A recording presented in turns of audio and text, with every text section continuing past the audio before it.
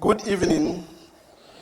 Okay, thank you very much. I know you've been listening to a lot of presentations, and so everybody is tired, and I'm going to be as brief as I can. But having put Star Ghana's money into this event, we would just like to make one or two comments. I'm not sure how many of you know about Star Ghana Foundation.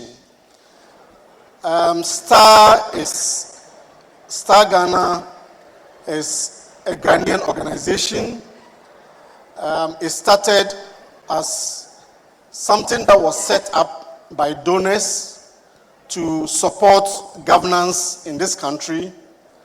But when the donors' funding ended, we decided to take it over, turn it into a Ghanaian organization to continue to provide support to civil society, to government, and to others to ensure that we build the Ghana that we all want. The key point that I want to emphasize here, which was touched upon by Dr. Edichum, was the fact that you don't take situations as they are.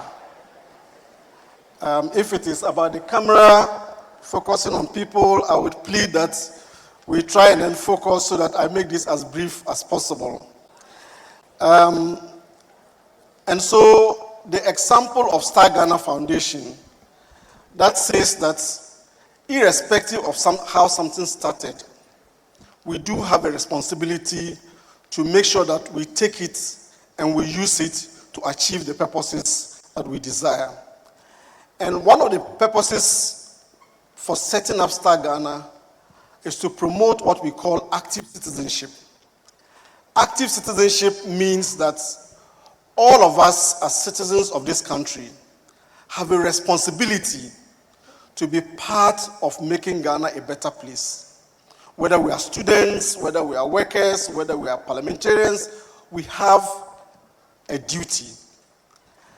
And given the role that the student movement has played in the past in getting Ghana to where it is today, we decided that it makes a lot of sense for Star Ghana to fund this convocation.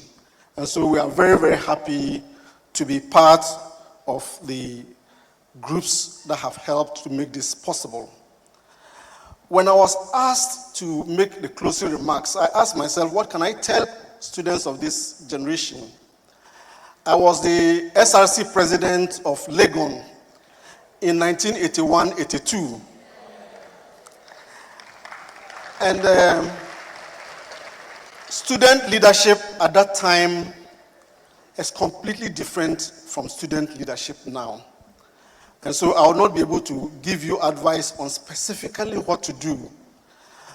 But one thing that has always resonated with me is a saying that every generation must discover its purpose, achieve it, or betray it. Every generation must discover its purpose, achieve it, or betray it. Those who fought for our independence, the purpose of their generation was to free us from colonial rule. Those who came afterwards also found their purpose. At the time that I was a student leader, the purpose of our generation, as we saw it then, was to ensure that Ghana was no longer under military rule and that we created the conditions for every student, every child in this country to have access to the quality education they desired. And so we embarked on several alloters. We did whatever we had to do and birthed eventually the 1992 Constitution. Other generations of student leaders, it will surprise some of you to learn that the National Service Scheme was actually requested for by the student movement. That the big irrigation projects that we had in those days, they were undertaken by students who provided labor.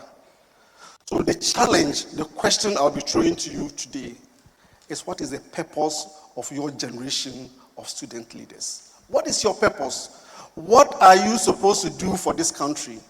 Our time is past. You are the ones who are taking over the mantle.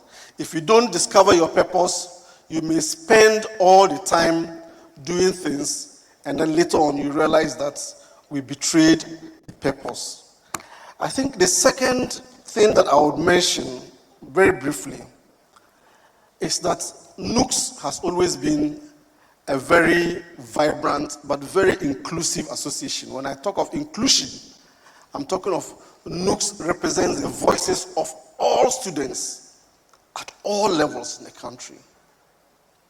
When I was in the sixth form in 1979 and the enrollees came for the first time, NUGS came as far to my secondary school, Navrongo Secondary School, to mobilize us to ensure that we came up and supported what was happening.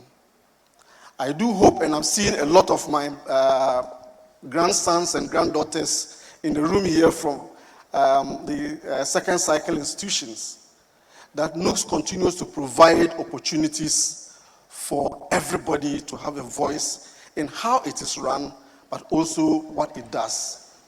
That is the only way we can keep NUGS as a very vibrant institution. And the last one is that at the time of our student leadership, there was nothing like the internet. My daughter keeps on asking, so if there was no Google in those days, how were you researching for your exams and all those things?